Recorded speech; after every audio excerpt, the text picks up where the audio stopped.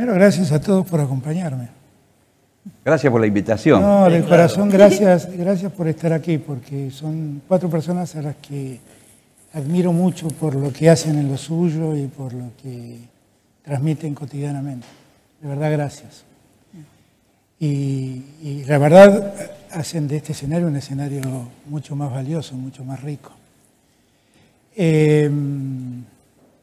pregunta me la han hecho muchos, Bernarda, porque muchas veces dicen, nosotros tuvimos que enfrentarnos a hacer algo que no esperábamos. Y esto es cierto. Pero también es cierto que frente a lo inesperado, nosotros sabíamos cómo debíamos hacerlo. Porque en verdad nosotros venimos con un bagaje de cosas que nos hacen singulares, ¿no? La pregunta que uno debería hacerse es, frente a la pandemia, ¿cómo hubieran reaccionado los otros? Nosotros debimos reaccionar como reaccionamos. ¿Cómo reaccionamos nosotros? A nosotros lo primero que nos preocupó es la vida, la salud.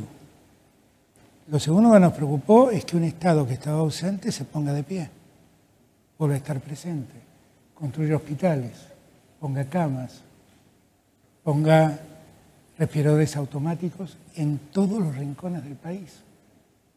Lo tercero que nos preocupó es que sabíamos que veníamos de una etapa muy difícil y que había mucha gente en situación de desamparo. Es tenderle una mano a esa gente, es decir, los que están más abajo tengan en cuenta que los estamos teniendo presentes. Con esas lógicas, que son muy distintas a las lógicas de otros, nosotros enfrentamos esta pandemia. Y yo hago siempre esta reflexión, porque me parece muy importante que todos tengamos en cuenta qué hubiera pasado con la lógica de otros. Con la lógica de otros, esto lo sé porque me lo dijeron, hubieran dejado que los contagios avancen hasta que la naturaleza, entre comillas, de la pandemia equilibre las cosas. ¿Cuánto hubiéramos perdido con esa lógica? Con la lógica de dejemos que el mercado de la salud arregle el problema de la salud. ¿Cuánto hubiéramos perdido con esa lógica? Con la lógica de que los chicos vayan a estudiar y sigan estudiando como si nada pasara, ¿cuánto hubiéramos perdido con esa lógica? Yo siento que si me dieran a elegir, claramente yo no dije que era poco bueno para gobernar. Porque la verdad es que uno venía con otra vocación, con otra voluntad, con otro impulso, con otro ánimo. Venía a poner de pie a una Argentina que estaba de rodillas. Estaba de rodillas por muchas cosas. Estaba de rodillas porque habían abandonado a mucha gente. Pero además estaba de rodillas frente al mundo por el modo en que habían endeudado a la Argentina. Por ahí los argentinos no lo saben.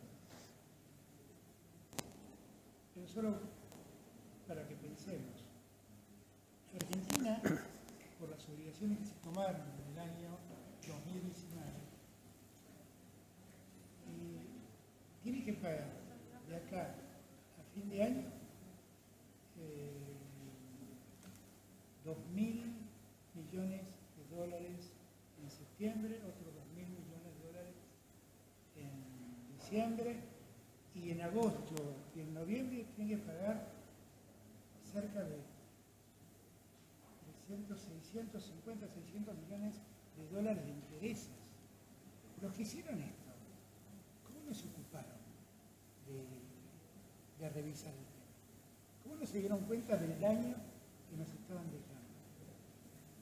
¿Cómo no se dieron cuenta? Porque mientras uno habla de todo esto que estamos hablando, de cómo encaramos la pandemia, de cómo encaramos la situación, estamos diciendo todas estas cosas, pero mientras tanto tenemos que resolver todas estas otras. Y en el medio fuimos encarando la solución a problemas que nos habíamos propuesto resolver. Nosotros en el medio hicimos que los jubilados dejen de pagar sus medicamentos. Nosotros en el medio cuidamos el empleo en el medio de la pandemia con la asignación de los ATP, con el IFE. Nosotros en el medio ampliamos los derechos de la mujer con el IBE. Ampliamos los derechos de la mujer con el plan de los 1000 días para la mujer que quería tener su hijo. Nosotros en el medio, durante 11 años escuchamos hablar los trabajadores que pagaban impuestos a las ganancias. Ahora esos trabajadores dejaron de pagarlo y lo hicimos en el medio de la pandemia.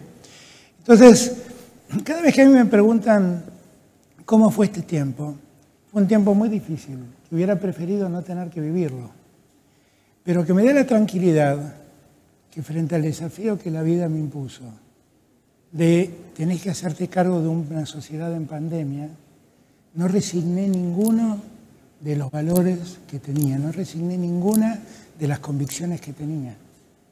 Lo enfrenté como me enseñaron en el peronismo, con coraje, con decisión, con voluntad. Fui a buscar vacunas a todos los rincones del mundo y sigo buscando vacunas para los argentinos allí donde las vacunas existan. Y llevamos 25 millones de vacunas y siguen llegando vacunas y van a llegar más vacunas y solo voy a estar más tranquilo cuando los argentinos se hayan vacunado todos. Ahora estoy avanzando en conseguir las vacunas pediátricas, las vacunas para los chicos. Yo sé que en el medio muchos argentinos sufren y la pasan mal porque las decisiones que uno toma a veces son muy antipáticas, porque decirle a un chico joven, mirá, tenés que quedarte en tu casa, no podés salir, no podés ir al cine, no podés abrazarte con tu novia, no podés ir a la escuela, tenés que evitar las guitarreadas o los recitales. Todo eso es muy antipático, pero la verdad es que yo quisiera que cada joven que siente esa sensación de me están encerrando, entienda que le estoy proponiendo que no salga ahora para que pueda salir el resto de su vida. Que le pido no te juntes con tus amigos a tocar la guitarra ahora para que puedas tocar la guitarra el resto de tu vida. Que le pido no vayas al cine ahora para que puedas ir al cine el resto de tu vida. Que le pido no veas a tu novia ahora para que puedas disfrutar de tu novia el resto de tu vida.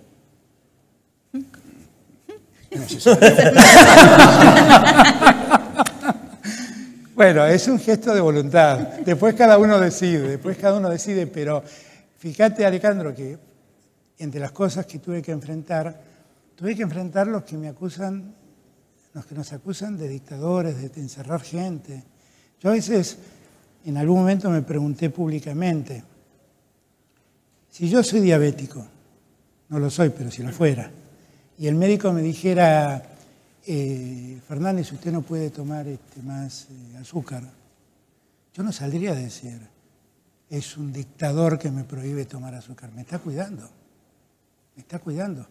Y fíjate que ha pasado 1 año y medio de la pandemia y la solución sigue siendo más o menos la misma. Avanzamos con la vacunación, pero mientras la vacunación no es plena, tenemos que seguir cuidándonos, tenemos que seguir encerrándonos. Hay lugares, Inglaterra lo está viviendo en este momento, que ha llevado un proceso de vacunación muy rápido y ha vacunado a muchísima gente. Israel. Y de repente aparece una nueva cepa y todo es volver a cuidarnos, a encerrarnos, a tomar distancia, a usar barbijo. Es un momento muy difícil, es el momento que nos tocó. Pero lo que más busco yo es que sobrellevemos este tiempo con el menor dolor posible y que todos los esfuerzos que les pido a todos es cuidémonos ahora para disfrutar la vida para adelante, porque la vida va a estar por delante. Yo sé que hay una puerta de salida, la puerta de salida es la vacuna. Yo sé que vacunando recuperamos mucho de esa libertad de poder encontrarnos y disfrutar. Yo lo sé. Y por eso estoy haciendo lo imposible para acelerar el proceso de vacunación y que lleguen muchas vacunas para que lleguen a todos los argentinos. Y después, sí, vamos a poder enfrentar la vida como la vivimos cotidianamente. Pero es un momento difícil y que tenemos que asumirlo así. Mi tranquilidad es que es el tiempo que me tocó.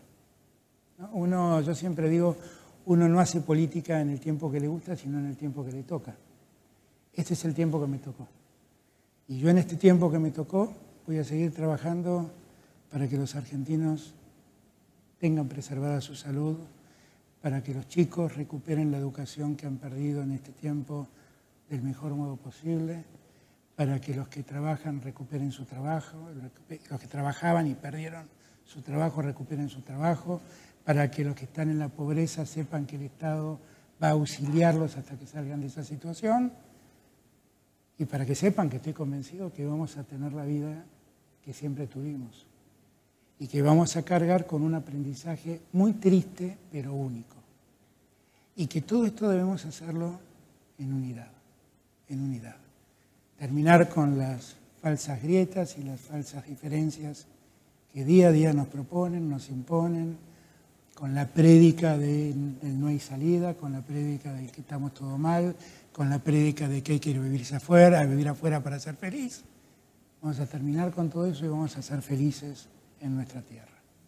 Cuando uno te escucha, Alberto, también dice que qué bueno que finalmente todo esto haya sucedido en medio de un marco que han sido los valores históricos del peronismo, ¿no? Un Estado presente, valores como la solidaridad, valores también como la libertad, obviamente, la libertad a futuro y sobre todo poder recuperar derechos y desde un movimiento tan dinámico como ha sido el peronismo, de poder replantearse en un mundo que ya había tocado sus propios límites, un sistema antes de la pandemia, un mundo terriblemente desigual por un lado, terriblemente concentrado por el otro, donde es necesario reconstruirlo a partir, no como estaba, sino a partir del futuro. Y vos, Alejandro, decías hace un rato una frase interesante que era el peronismo y la soledad, ¿no? Algo que ya había dicho alguna vez Fabio de otra manera, ¿no? El peronismo nos hace sentir menos solos porque finalmente nos da una sensación y una contención en términos sociales, ¿no? En principio quiero decir que habitualmente nosotros con Barton, con Gillespie, hacemos un programa maravilloso para todos, para los peronistas, si hubieran, pero también para radicales, demócratas, progresistas, mitristas, si hubiera, etcétera. De manera que primero explicamos que estamos aquí en el marco de un acto para la militancia. Exacto. Así que no vamos a hacer la venganza. Claro que no. Y lo segundo es que está muy bien hablar de Perón y empezar diciendo, vamos a hablar de la soledad. Esto produce algún desconcierto, pero en realidad no.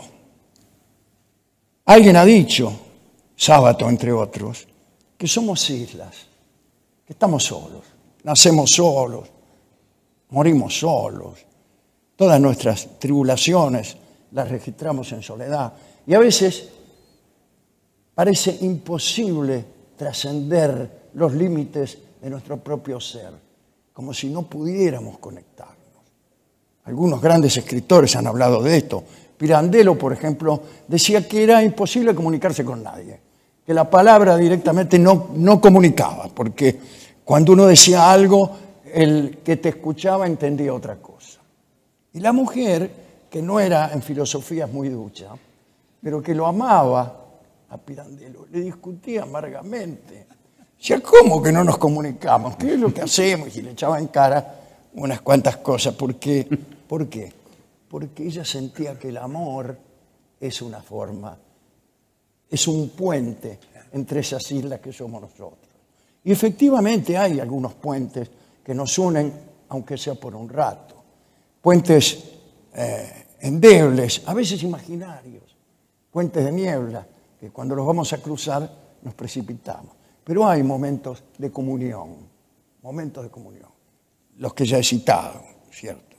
El amor por los hijos, pero también, fíjense ustedes, el arte,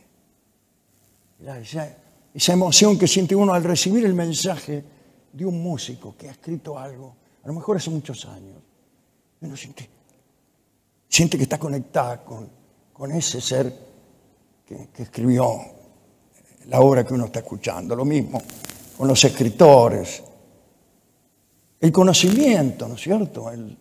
La alegría de comprender también nos conecta de algún modo con el maestro, si es que somos alumnos. Y yo creo, señor presidente, que el peronismo es uno de esos puentes. Es uno de esos puentes. Primero, en lo inmediato, en la fiesta peronista, cuando uno se abraza con un tipo que no vio nunca y hasta se emociona con ese abrazo, porque dice, mira, yo que me creía solo, no estoy solo. Este tipo está aquí a mi lado y toda esta gente también. Por ahí dura poco eso, pero esa pertenencia, ese aniquilarse uno en la muchedumbre, también es una forma de conectarse con el otro. Eso debemos agradecérselo al peronismo, pero hay otra cosa, que es la misericordia, es el condolerse, el conmoverse ante el mal ajeno. Había unos tipos que, describiendo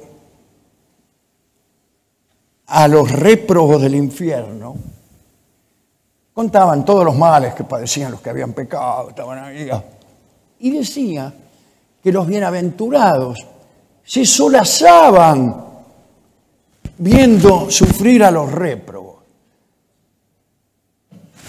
Bueno, yo sé de qué lado estoy. ¡Qué manga de sinvergüenza! Están en el cielo y se ponen contentos porque están los réprobos ahí sufriendo, qué sé yo. El peronismo es lo contrario de ese sentimiento, de esa superioridad moral que sienten algunos bienaventurados. Es lo contrario. Y uno no puede ser enteramente feliz si no siente que esa felicidad está replicada en el otro. En el otro, la gran palabra del peronismo. Y entonces, salvo que uno se encanalla, no puede ser feliz del todo, sabiendo que hay gente que sufre. Eso me parece que es el legado principal del peronismo. El legado principal del peronismo. La misericordia, el humanismo, la empatía, de conectarse con los otros por las formas que hemos dicho, pero a veces también por ver sufrir a otro. Y eso te conecta también.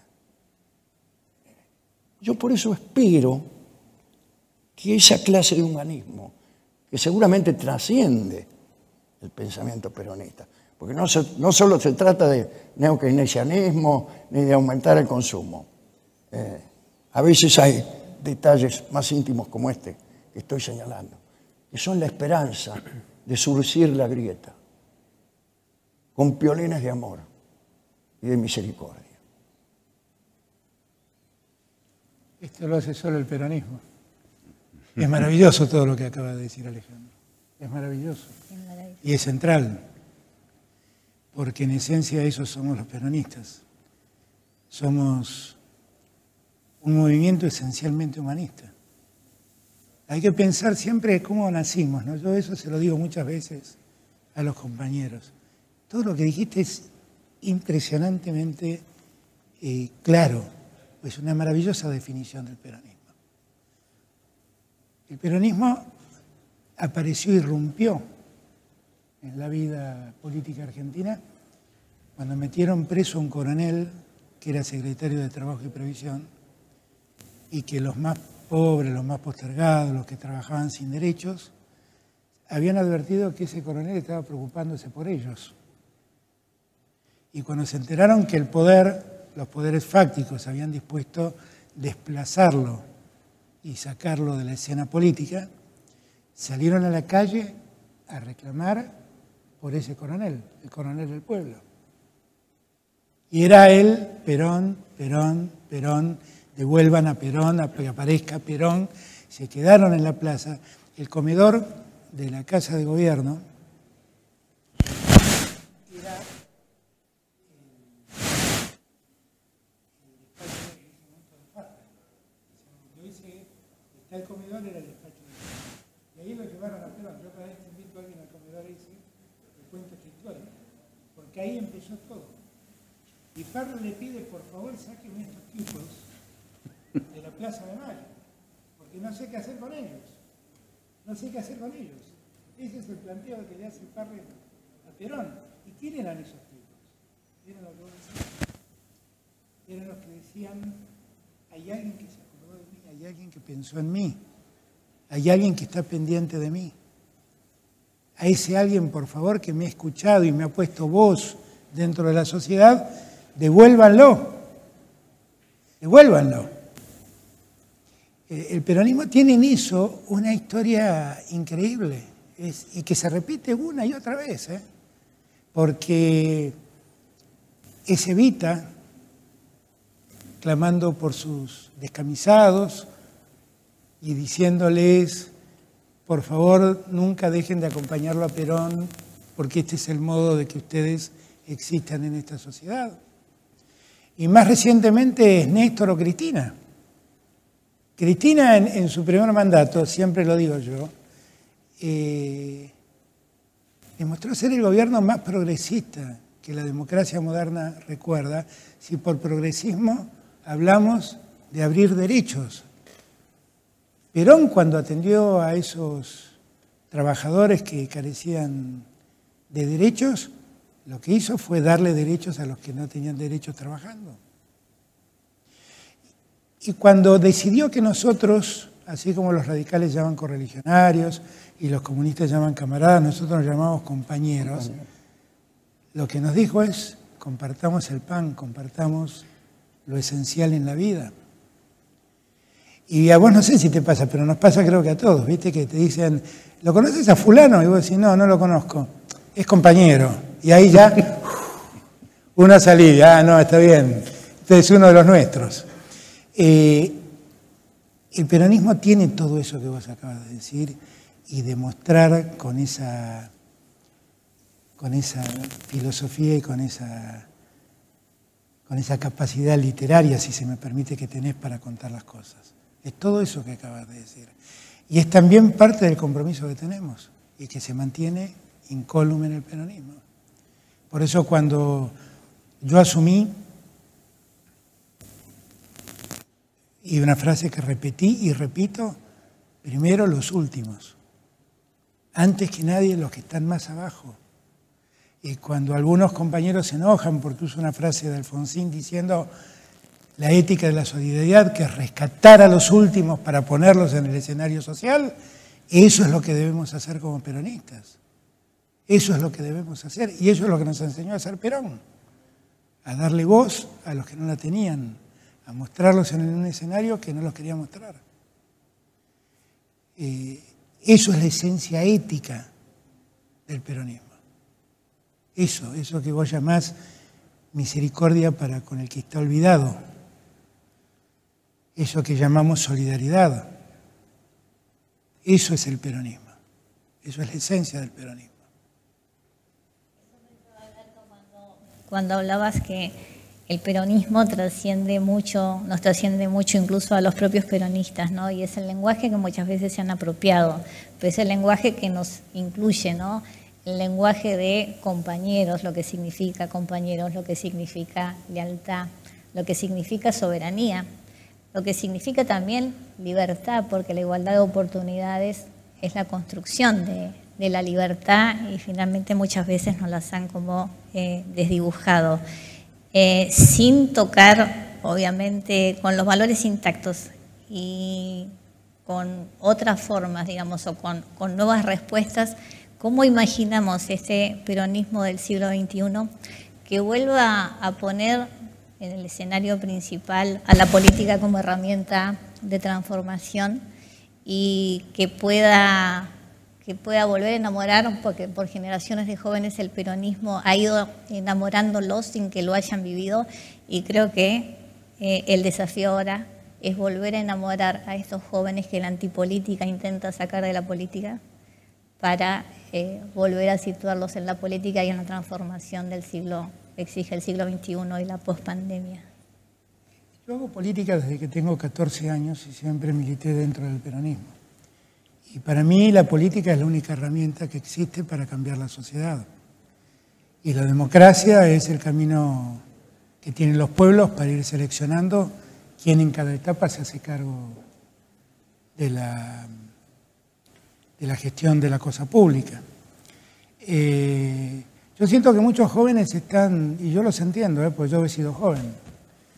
Yo me imagino qué hubiera pasado si a mí, cuando tenía 14, 15 años, me prohibían ir a ver a Invisible o a ver a Pescado. Claro, ¿cómo nos hubiéramos sentido?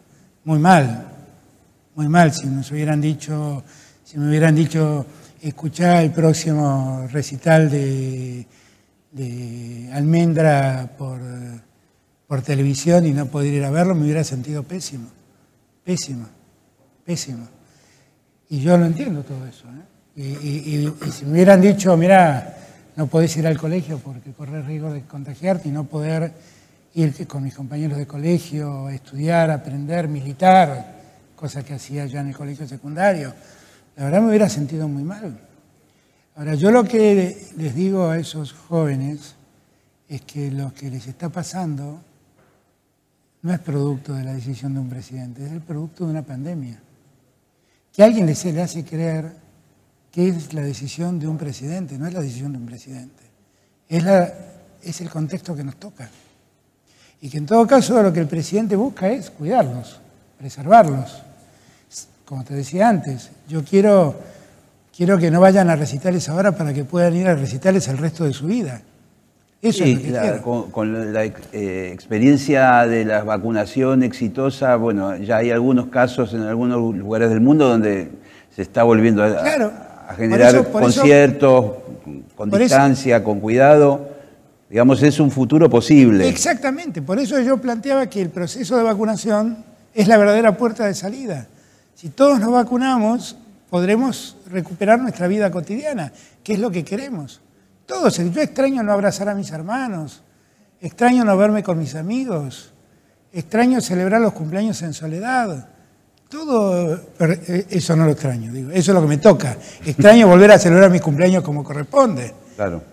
Digo, todo eso es un tiempo único que nos está tocando vivir, pero que tenemos que asumirlo con responsabilidad. Y los jóvenes tienen que entender que hay todo un futuro. Y lo que más estamos cuidando es el futuro de ellos. Que el futuro de ellos pueda desarrollarse después de tanta calamidad como el que estamos viviendo. El peronismo del siglo XXI tiene la obligación de volver a convocar a toda esa juventud. Tiene el deber de volver a convocarlo. Para mí, el peronismo, lo que voy a decir es una mirada muy personal, ¿no? Pero el peronismo del siglo XXI nació con Kirchner. Kirchner le volvió a dar al peronismo esa cuota. Yo creo que Kirchner fue el mejor presidente que ha tenido la democracia. Me honró siendo mi amigo y me honró dejándome trabajar a su lado y aprendiendo mucho a su lado. Pero Kirchner tuvo esa cuota de insolencia que el sistema argentino no entendía. De plantarse frente al Fondo Monetario y decirle, estas son las condiciones en las que podemos hablar, y un día decirle, te pago todo, no te quiero más auditándome las cuentas, déjame hacer mi plan económico. Y hacer todo eso en una Argentina que crecía a un ritmo del 8%. Y creando 4,5 millones de empleos en 5 años de gestión. Y convocando a una juventud que venía de un tiempo donde era el tiempo del que se vayan todos, ¿se acuerdan ustedes? Porque después del 2001 fue la misma prédica, que se vayan todos, la antipolítica, la política no sirve. Y entonces Kirchner cambió toda esa lógica. Yo hoy veo algunos que se andan candidateando por ahí y que en el año 2001 hacían el partido del que se vayan todos. ¿No? Bueno, son las ironías del tiempo que nos toca vivir. Nosotros tenemos que ser capaces, vamos a hacerlo, porque a nosotros nos critican, pero nosotros siempre ponemos de pie al país después que otro deja el país de rodillas. Yo digo, en sentido figurado, que nosotros recibimos un país que estaba en terapia intensiva. Y mientras estaba en terapia intensiva se infectó con el COVID. Y nosotros a ese paciente que se llama Argentina lo hemos cuidado, ese país no se ha muerto, ese país sigue en pie, ese país tiene síntomas de mejoras económicas, tiene síntomas de crecimiento, también tiene muchos problemas, de ningún modo dejo de atender, problemas que se vinculan al empleo, al trabajo, a las relaciones. Nosotros no nos resignamos a que todo quede igual, para nada. Son cosas que tenemos que asumir y resolver. De eso estoy convencido. Pero creo que tenemos que volver a poner en funcionamiento la ilusión de esa juventud. Que yo entiendo lo que les toca pasar. Y me pongo en su lugar y me recuerdo a la edad de ellos y digo, tal vez yo estaría desilusionado como ellos. Pero... Y además, perdón, ¿no? Porque digo, ya que es un lugar, un foro peronista, uno imagina un acto peronista, lo imagina con papelitos, con bandera, con mucho descontrol, sin ninguna distancia social. ¿Cómo viene eso ahora, esa campaña que decís, no? Lo bueno es que lamentablemente no lo vamos a poder vivir eso. Eso que decía Alejandro, de ir al acto y abrazarse con el que está al lado, y que uno va caminando al escenario y lo llena de besos un montón de gente que no conoce, y eso no lo vamos a poder vivir. No va a haber escenario, no va a estar esa gente, no voy a estar yo caminando hacia el escenario. No lo vamos a poder vivir. Y por eso tenemos que construir estos mecanismos de encuentro. Tenemos que reinventarnos, porque tampoco nos gusta, ¿eh? No saben lo que extraño el acto de Rosario con 200.000 personas en la calle. No saben lo que extraño eso. Pero no sería una irresponsabilidad hacerlo. Cuando fue el 17 de octubre y los 75 años del 17 de octubre, ideamos un modo de hacerlo, elegimos un modo parecido a este. En algún momento falló y nuestros compañeros salieron en autos, en caravana, a festejar y a recordar. Espontáneamente lo hicieron, pero lo hicieron cuidándose. Nosotros nunca convocamos a marchas donde la gente se aglomere, porque sabíamos que eso era poner en riesgo a la gente. Tenemos que reinventarnos también en este tiempo para ver cómo nos encontramos. Esta es una forma de encontrarnos, ¿eh? Pues yo quiero decir... Pues admitamos que es una forma un poco deceptiva del encuentro. Sí. Porque somos 5, no yo. Sí, es verdad, es verdad. Y muchos que nos están viendo. Uno nunca se acostumbra a la idea de que nos están viendo. Es verdad. Para mí es mentira. Yo que he trabajado en la televisión y he hecho programas que han tenido poca audiencia también, cada vez que me decía, bueno, pero vos tenés que pensar en las millones de personas que te están mirando, y yo pienso en el tipo que está sentado ahí, claro, que está a 2 metros, y lo miro a ese, y cuando veo que me pone cara fulera, trato de conquistarlo. Tomás como una señal. Si me aplaude, estoy contento. Es decir, la comunicación personal es imposible de reemplazar. Única. Vamos a convenirlo, ¿no? Y más en el peronismo. Absolutamente. O sea, otros partidos a los que la muchedumbre puede molestarle un poco, por ahí le viene mejor. Pero déjame que te interrumpa un segundo. Todo lo que decís es cierto, pero frente a la no opción, no tenemos más opción que comunicarnos de este modo. No me olvido, como hacen algunos, de la pandemia. Claro, exactamente. Únicamente un demente puede considerar que las cosas deben hacerse bajo circunstancias extraordinarias, igual a lo que se hacen en circunstancias ordinarias. Tal cual. De manera que eso es cierto también. Yo quería contar una pequeña historia que sucedió el otro día en el programa, ¿no? A ver. Resulta que alguien nos cuenta unas declaraciones de un señor que decía que él prefería, digamos, solventarse él mismo la vacuna, es decir, prefería no necesitar del Estado para pagar su vacuna, que él prefería ponerse al margen de esa dádiva estatal y garparla con su dinero. Y entonces yo me imaginé ir más adelante con ese prescindir del Estado. Entonces me imaginé a alguien que prescindía absolutamente del Estado. El Estado le molestaba y entonces prescindía de él. Pero claro, no es fácil. Yo me lo imaginé al tipo incendiándosele la casa. Entonces llegan los bomberos y el tipo sale a la puerta y dice: señor, tómesela porque he resuelto apagármelo yo. Me lo apago por mis propios medios. Entonces saca una manguera, la ha comprado, y empieza a apagar su incendio. Pero va más allá eso. Si queremos prescindir del Estado, si queremos que cada cual tenga lo suyo, y no queremos subvencionar a nadie, bueno, ¿cómo vamos de un lugar a otro sin la existencia del Estado? Es decir, porque no habría calles, ni caminos, ni lamparitas en las esquinas. ¿Cómo vamos? Volamos.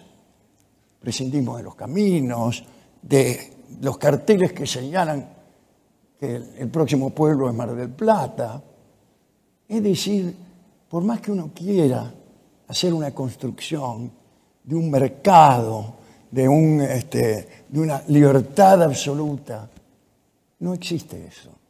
Si no aparece el Estado en su verdadero papel, que es el papel primigenio, socorrer a los que menos tienen, a los que ya no pueden salir a cazar por la mañana, porque están muy viejos, o a lo mejor porque son todavía muy jóvenes.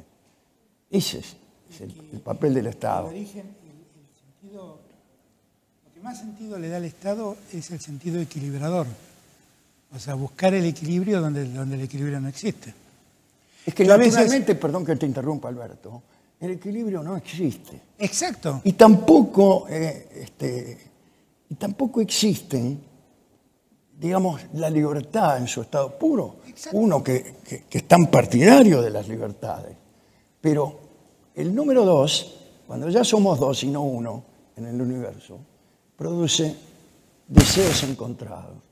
¿Cómo cumplir al mismo tiempo con los deseos de todos cuando muchas veces se encuentran? Reemplacemos deseos por intereses. Y entonces viene el Estado que hace lo que vos decís. Equilibra. Fíjate, hay un caso que para mí es como paradigmático. Y a mí, yo lo cuento hasta el día de hoy y me sigue asombrando.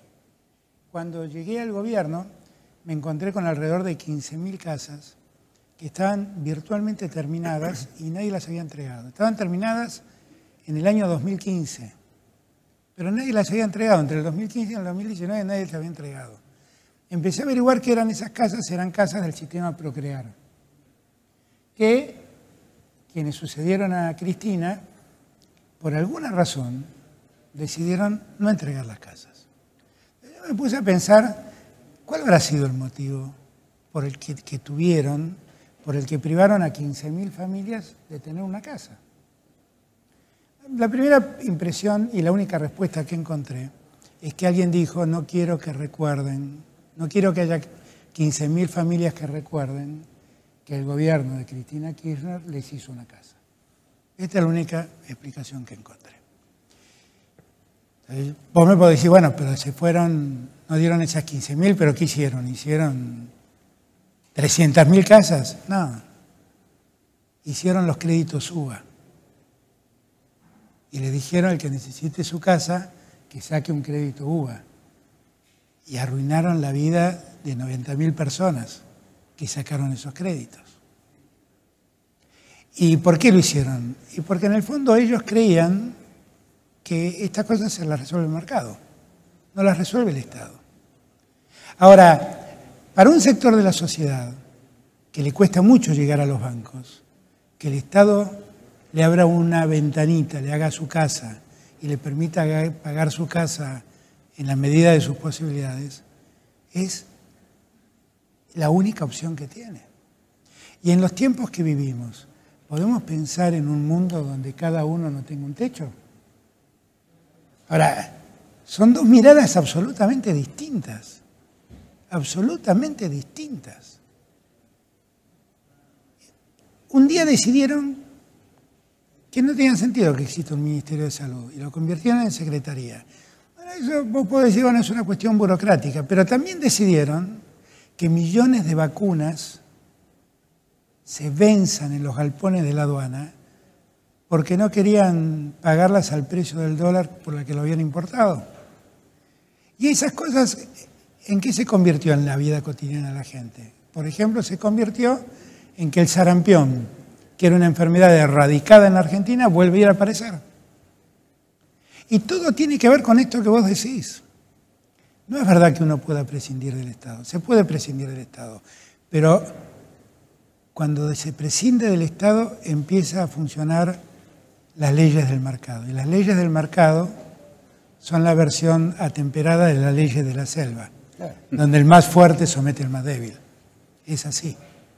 Y la verdad es que libertad absoluta. Exactamente. Pero también está la libertad de ser comido por el depredador de arriba. Alguien dice, la ley es igual para todos.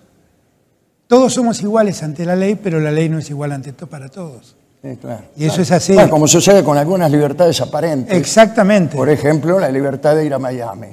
Todos tenemos la libertad de ir a Miami. Bueno. Pero no la ejercemos. Bueno. Pero no la ejercemos. Pero fíjate vos un caso que tiene que ver con esto.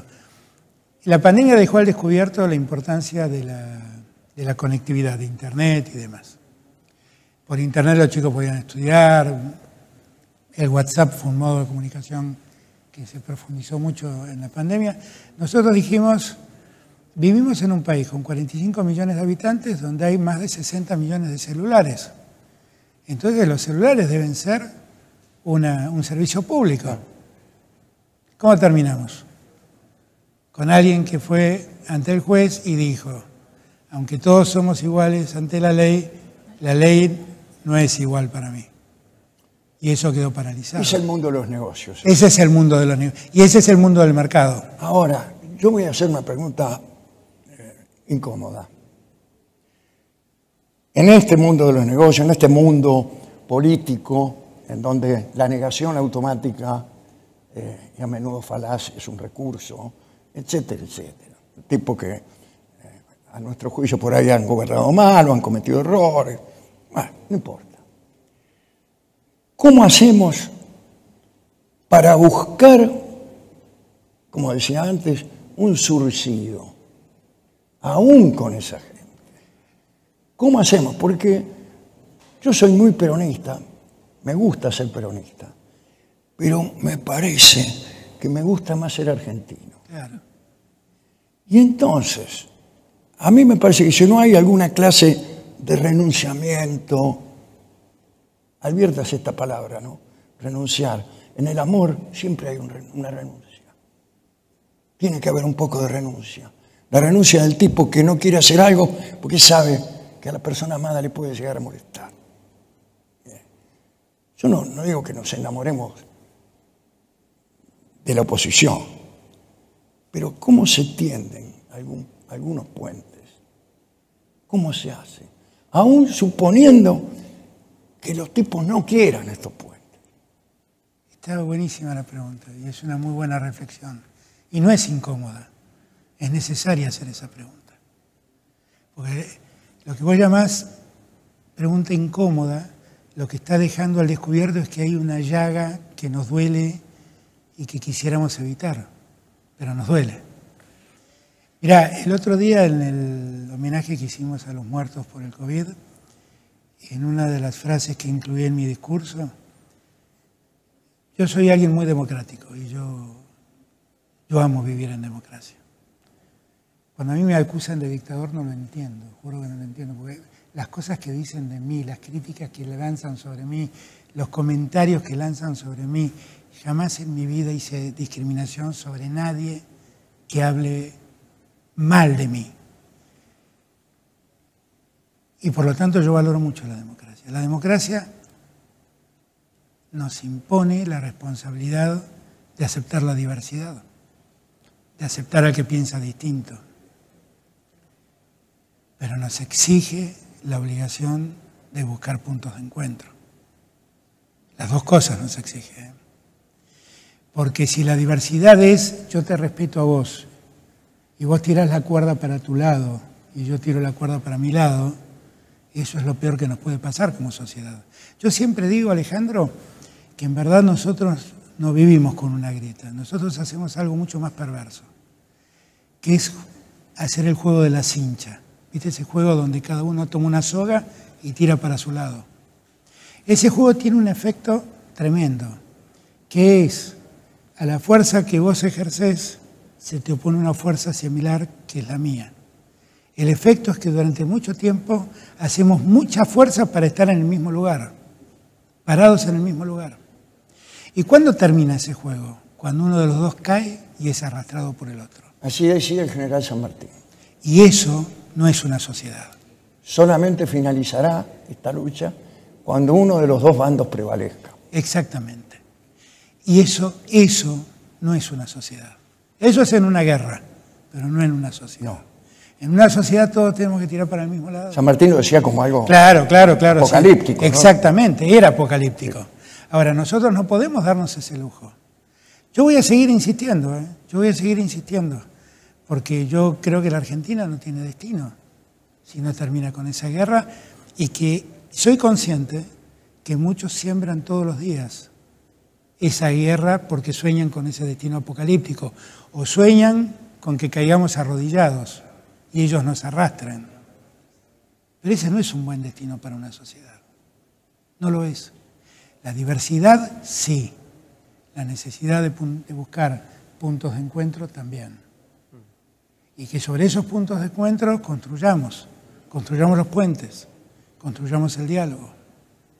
Es necesario para una sociedad como la nuestra. Y después de semejante tragedia, si semejante tragedia no nos llama a la reflexión, ¿qué nos va a llamar a la reflexión? De repente apareció un virus imperceptible al ojo humano, dio vuelta al mundo y complicó la vida mucho más de los argentinos. Y hasta el día de hoy no sabemos cómo combatir a ese virus. No encontramos el remedio para parar ese virus. Parece ser que es la vacuna, pero sabemos poco de ese virus. ¿Cuántos muertos más nos hacen falta para entender que debemos parar y ponernos a pensar la Argentina del futuro entre todos? ¿Cuántos muertos más? Esa es la pregunta. Vamos terminando este encuentro, un encuentro entre compañeros. Sí, porque tenemos que barrer.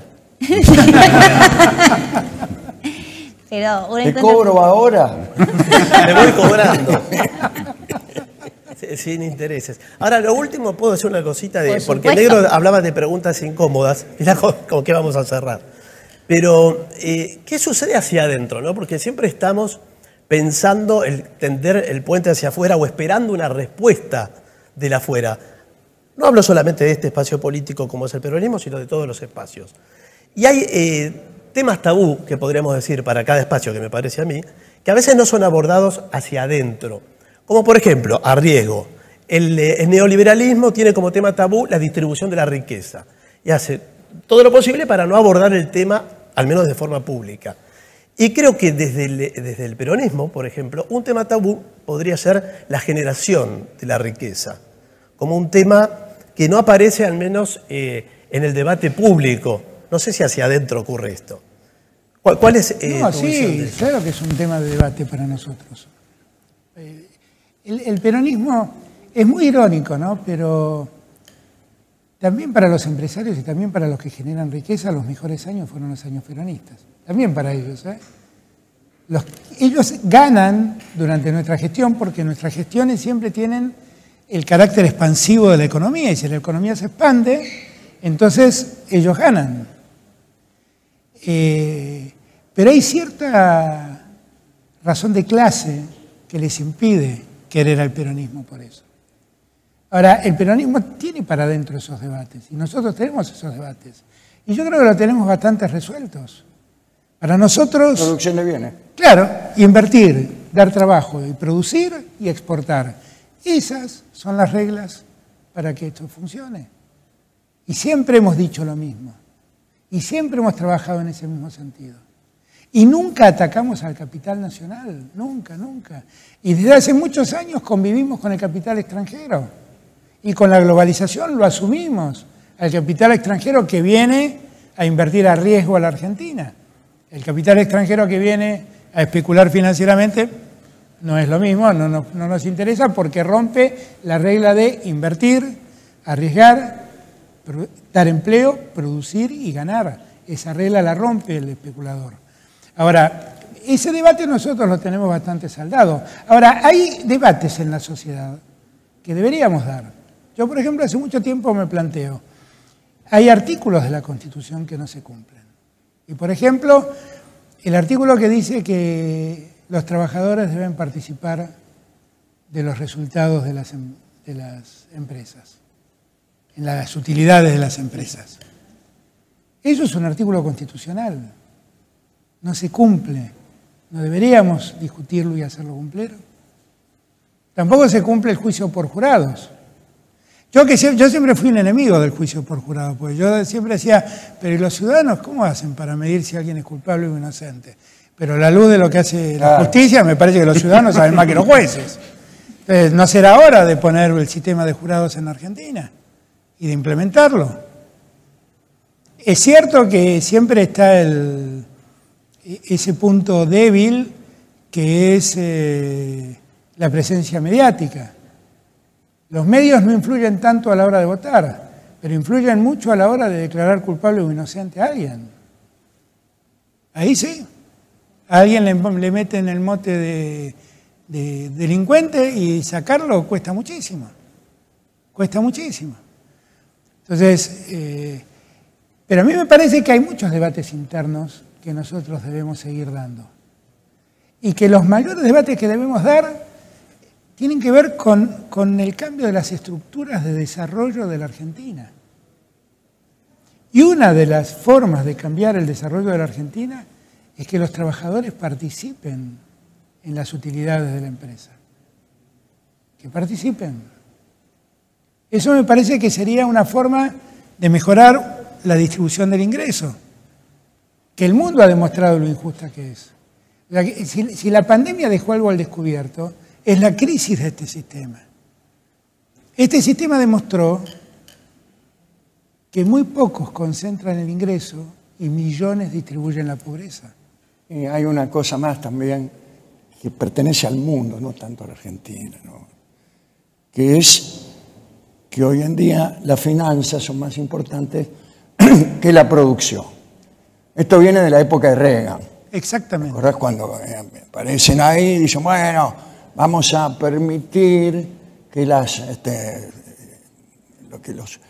los que toman crédito puedan hacer, no los que toman crédito, los que dan crédito, o los que toman inversiones, pueden hacer inversiones de riesgo. A partir de ahí, todo el mundo dice, ¿qué voy a producir algo? No produzco nada. Claro. Agarro y empiezo a comprar y vender papelitos. Y eso ocurre en todo el mundo. Es más poderoso que los Estados Nacionales. Absolutamente. Y eso se puso en crisis en el 2008, cuando se rompió la famosa burbuja hipotecaria, la crisis de la subprime. Claro, claro. Ahí se puso tanto viene una crisis como claro, y quedan 200 millones de tipos. Mirá, yo siempre digo que hay un capitalismo muy valioso. Cuenta la historia americana. En América hay como un símbolo, por ejemplo. Dicen que Ford construyó sus autos, y que sus autos eran para una minoría. Claro, era una cosa de lujo. Pero un día se preguntó por qué sus trabajadores no podían acceder a esos autos. Y entonces empezó la producción en masa. Y bajó el precio. Y bajó el precio. Y mirá, si revisás en mi archivo vas a encontrar muchas veces esta frase. El capitalismo entró en crisis. Digo porque lo acabas de decir. El día en que el gerente financiero fue más importante que el gerente de producción en las empresas. Ahí entró en crisis el capitalismo. Porque fue más importante evitar el riesgo y la ganancia a corto plazo, invertir con riesgo, dar empleo, producir y bajar precios. Y ganar. Porque aquellos empresarios, algunos de ellos muy antipáticos, el mismísimo Ford, tenían, suelo decir yo, la inteligencia de levantar el pie del acelerador, discúlpenme la metáfora automovilística, que estamos hablando de Ford, ¿no? Porque sospechaban que el sistema estaba en peligro, que aquel sistema que venía construyendo esa gran nación podía resquebrajarse ante la demasiada presión. Entonces decía, no, para que esto funcione, yo necesito que el tipo que trabaja conmigo se pueda comprar un Forte. Y Perón, muchos años después, planteó el mismo dilema, diciendo que nadie puede realizarse en una comunidad que no se realiza, claro. Tenía toda la razón. Toda la razón. Y aquí nos tiene a nosotros, que no entendemos nada de nada, hablando de política y de Henry Ford. Yo muy agradecido. Me dicen que ya estamos como para terminar. No sé si soy yo el que debe Justo quería hacer una pregunta ahora. Estamos siendo censurados. Bueno. Atención, no está la cámara. No, pero ya digo, lo han censurado a Guilherme. No me iría a dormir en paz y Gillespie no puede hacer una en pocas ¿Cómo se va a palabras. dormir? ¿A qué hora va a dormir? ¿Quién es? Nos equivocamos del presidente.